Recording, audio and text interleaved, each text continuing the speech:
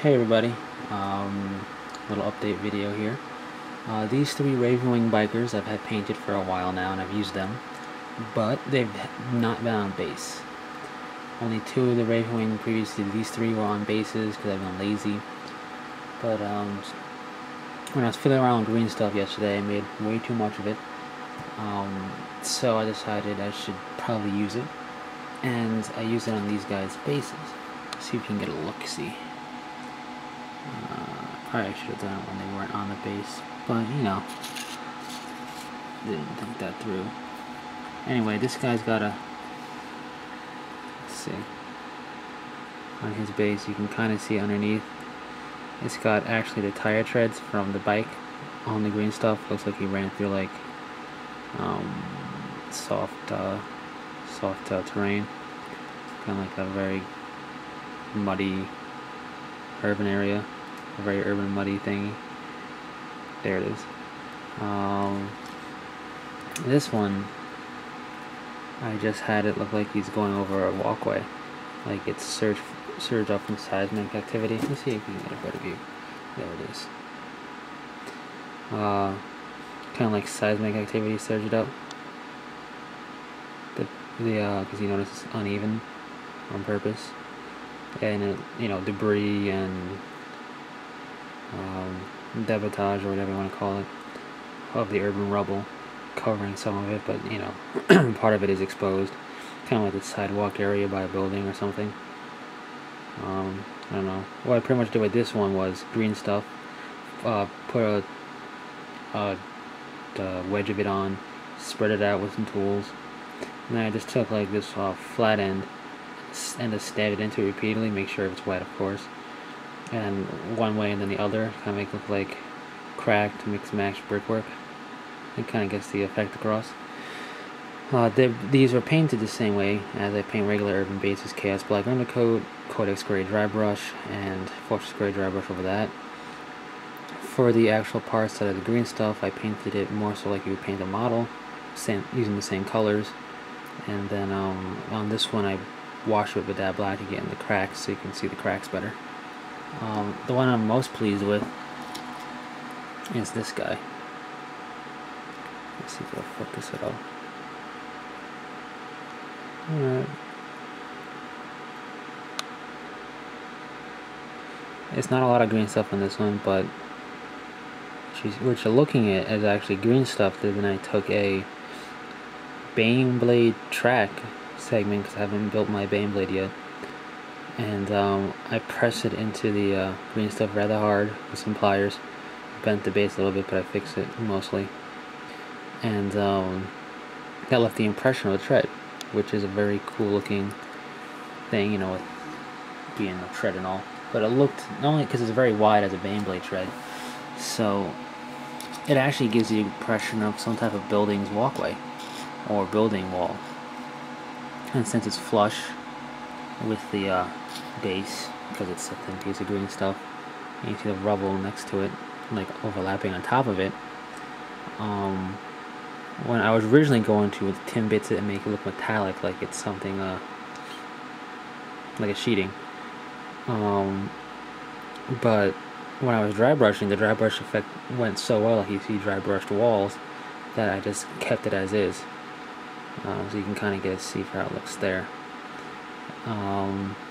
One thing I want to say when combining green stuff and flocking, do the green stuff first, let it dry like green stuff's supposed to, and then when you put glue on it, obviously don't put glue over the green stuff you want to show, but like on these guys, like the green stuff is here, but it probably went to here. Same thing, this one's probably a little wider and this one's a little wider. But what I ended up doing was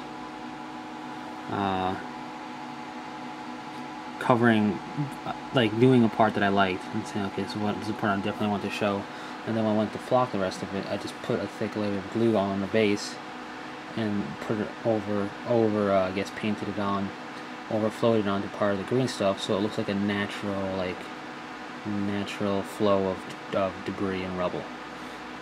So yeah, that's pretty much it. This one, I thought it'd give something unique to my bases, something different to break up the usual just flock everywhere with some rubble on it. And yeah, so I have 5 based. It's not enough for a full squad. I gotta do one more. I'm probably not gonna do it this week, probably next weekend. But then I have 6 more to do to base off my Raven Wing. I am trying to make a Raven Wing army and company, of course, so it's gonna take lots of bases. But yeah, you can of course combine the green stuff use with flocking, with bits and sprue pieces, and anything else to make actual rubble. I just didn't. I left it. I didn't want the bases too busy, and I forgot exactly how much space the bikes would take up on the base. But yeah, overall I'm happy with the result. Looks very urbanish, and yeah, now the bikes actually sit straight up. So with Raven Wing, I don't plan to do any bases for the attack bikes because they're very wide, and they don't really need a base. You just measure from the front of the tire. You measure from the model to whatever. As you'd use the base to measure, you just use the tire in the front. It's not that hard. Otherwise, you have to go on a really wide circle base, like a dreadnought base, and that seems kind of inappropriate for the model. Also, my land speeders, I don't know what I want to do with them, because I put them, I only have one right now, but I put them on a clear base, the flying stand, but I don't base it. At least I haven't based it yet. I don't know what I'm going to do, if I will, maybe like a rubble pile, but I don't know, if you have any suggestions, tips, or yeah, I guess suggestions or tips on what I should do for land speeder flying bases, let me know. I'm sure the width, the overall diameter of the circle on the bottom matches one of the circular bases, so I can just put it on top of that, or like, take it off. Well, it's too late for that one, or put them on those type of bases, but I want to keep it with the clear plastic, and use that clear plastic flying base for basing, but I don't know what I'm going to do, if anything. Oh, and I started work on Belial, like painting him. I spray based in white. One thing I want to say is be careful. The company I used, which is Board to Pieces, makes great black spray paint. It does have a little bit of a dusty feel to it, like a little bit of almost like texture to the paint, but it wasn't that bad in black, so I tried out their white, and it didn't do it to the entire model, but a good portion of the pieces have a bit of that texture look to it, and this will look very bad right now. So I'm going to salvage it best I can. I'm going to I put a wash over it, and I'm going to test it with some paint to see if paint will smooth it out. If it doesn't look good, I'm probably going to have to simple green the entire thing, which really sucks because I put all that work into the magnetization. I don't want to get messed up. But one thing I know, I'm pretty sure Army Painter, when I used their red back months ago, didn't leave anything like that.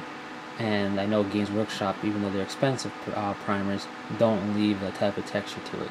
So be careful, especially with white, because with Deathwing, the white's gonna be it's gonna be very prominent. So anything that goes on it like that is gonna show up.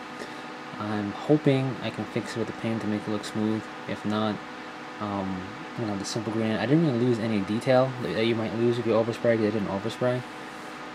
I don't know what his deal is. I guess maybe it's the weather, who knows. It happens. It's like it hasn't happened to people before, so I'm not too overly concerned. Simple green should remove most of it, and then I can try again with a better white primer, but I'm hoping not to do that. So more updates on that as I get to it.